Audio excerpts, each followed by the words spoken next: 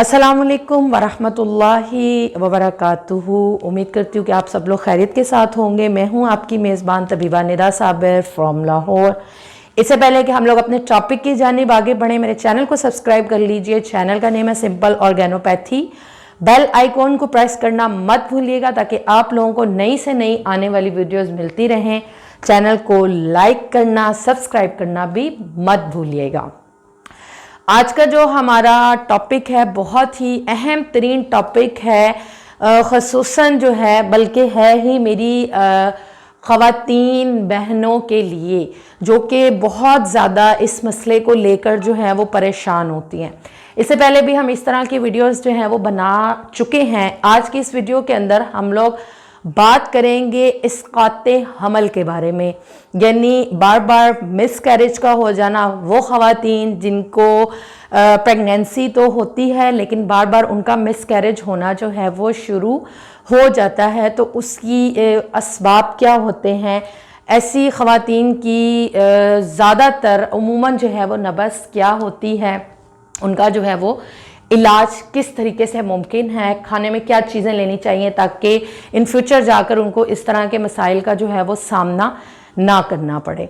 तो असबाब इसके डिफरेंट हो सकते हैं। कुछ ख़वातीन के अंदर हमल करार पाता है लेकिन तकरीबन यानी 7 मंथ से पहले पहले, जो 7 कमरी महीने होते हैं वो गुजरने से पहले पहले किसी भी मंथ के अंदर क्या होता है, हमल ज़ाया हो जाता है, उनको जो है वो मिसकैरेज हो जाता है, जिसकी वजह से वो बहुत ज़्यादा मायूस हो जाती हैं, बहुत ज़्यादा परेशान रहती हैं और समटाइम उसी परेशानी की वजह से फिर ये चीज़ बार बार भी उनके साथ जो है वो रिपीट होती है। असबाब इसके डिफरेंट टाइप के हो सकते हैं, जिसके अंदर कोई रंज और गम हो सकता है, कोई टेंशन डिप्रेशन हो सकती है, कोई कहीं से गिरना है, कोई चोट लगना है जो उसके ज़ाहिरी असबाब है, या बहुत ज़्यादा वज़नी किसी चीज़ का उठाना या किसी ऐसी सवारी के अंदर जो है वो सफ़र करना। बहुत सी फीमेल के अंदर इसकी मेन रीज़न जो है वो खून की कमी होती है, ठीक है। और अगर हम कानून मुफरद आज़ा के तहत बात करें तो बहुत सी ऐसी ख़वातीन जैसे कि आजकल के मसाइल से ख़वातीन 2-4 हैं, जिसके अंदर हार्मोनल इम्बैलेंसमेंट होती है, थायराइड की पेशेंट्स होती हैं, PCOS के प्रॉब्लम्स होते हैं। तो अमूमन ऐसी ख़वातीन की नब्ज़ जौन सी है वो आसाबी नब्ज़ होती है। मिजाज के अंदर ऐसी ख़वातीन जो होती हैं उनके मिजाज के अंदर ठंडक ज़्यादा होती है, जैसी ख़वातीन को मिसकैरेज के प्रॉब्लम को फेस करना पड़ता है। जिस्मानी तौर पर भी देखा जाए तो भारी भरकम जिस्म होता है, यानी पतली दुबली भी नहीं होती हैं। ज़्यादातर अलामात उनकी आसाबी ही होती हैं जिनको के मिसकैरेज को बार बार जो है वो फेस करना पड़ता है, ठीक है जी।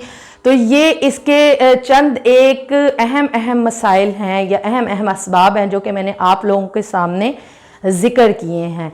होता क्या है कि जिस वक़्त मिसकैरेज होने लगता है उससे पहले उनको पेट के निचले हिस्से में, यानी पेड़ू जो है उसमें एक बोझ का, एक दर्द का एहसास होता है और कुछ टाइम के बाद जो है वो हमल उनका ज़ाया हो जाता है। तो ये कंडीशन जो है वो ख़वातीन को फेस करनी पड़ती है। अब ऐसी ख़वातीन जो हैं वो उनको अपनी ग़िज़ा के अंदर जितनी भी उज़लाती चीज़ें हैं, ठीक है, खुश्क मिजाज की चीज़ें हैं, वो चीज़ें उनको इस्तेमाल करनी चाहिए, ठीक है जी। फ्रूट्स के अंदर जो है वो अनार वगैरह का इस्तेमाल, सिट्रस फ्रूट्स का इस्तेमाल। डाइट प्लान में जो हमारे 2 नंबर के 3 नंबर के डाइट्स प्लान है उसके अंदर उसमें जितनी सब्जियां हैं, गोश्त वगैरह का इस्तेमाल ये इन ख़वातीन को ज़्यादा करना चाहिए। और जहाँ तक अगर खून की कमी है तो शरबत फुलाद वगैरह का इस्तेमाल कर सकती हैं। कुश्ता फुलाद इनको इस्तेमाल करवाया जा सकता है। अब जहाँ तक मज़ीद बात करूँ कि ग़िज़ाई इलाज के अलावा एक बड़े मज़े की जो है वो जवारिश रेडी होती है, मैंने एक अपनी लाइव सेशन के अंदर रेडी करके दिखाई भी थी, वो आपको हमारे क्लिनिक से तैयार भी मिल सकती है और आप ख़ुद भी उसको चाहें तो रेडी कर सकते हैं। जवारिश इमली का इस्तेमाल ऐसी ख़वातीन के लिए बहुत बेहतरीन होता है। ये जो है वो बार बार मिसकैरेज होने के अमल को रोक देती हैं, बॉडी को जो है वो मस्कुलर बनाती हैं, उसके अंदर जो है वो ड्राइनेस को पैदा करती हैं। ऐसी ख़वातीन जिनके अंदर असाबी और बलगमी रुतूबात जो हैं वो बढ़ी हुई होती हैं। तो हर जगह के ऊपर नब्ज़ के मुताबिक, उनकी तशख़ीस के मुताबिक इलाज होता है, लेकिन यूजली इसमें जो कंडीशन पाई जा रही है इस वक्त और फीमेल की जो नब्ज़ है उसके मुताबिक मैं यहाँ पर आप लोगों से जो है वो डिस्कस कर रही हूँ। तो जवारिश इमली का इस्तेमाल, शरबत फुलात का इस्तेमाल, मज़ीद जो है वो आगे आप लोग एक नुस्खा है उसको नोट कर लीजिए जिसके अंदर जो है वो आप लोगों ने क्या क्या चीज़ें इस्तेमाल करनी है। आंवला जौन सा है वो आपने 1 तोले के करीब लेना है आंवला, ठीक है जी। आंवले का मुरब्बा भी खाने में इस्तेमाल करना चाहें तो वो उसको इस फॉर्म में भी इस्तेमाल कर सकती हैं, ठीक है जी। तो आंवला जो है वो लेना है 1 तोला, करंजुआ जो है वो भी 1 तोला लेना है, फटकरी जौन सी है वो तकरीबन 2 तोला लेनी है, और चौथे नंबर के अंदर इसमें हलीला स्याह जो है वो 4 तोला ये ऐड करना है।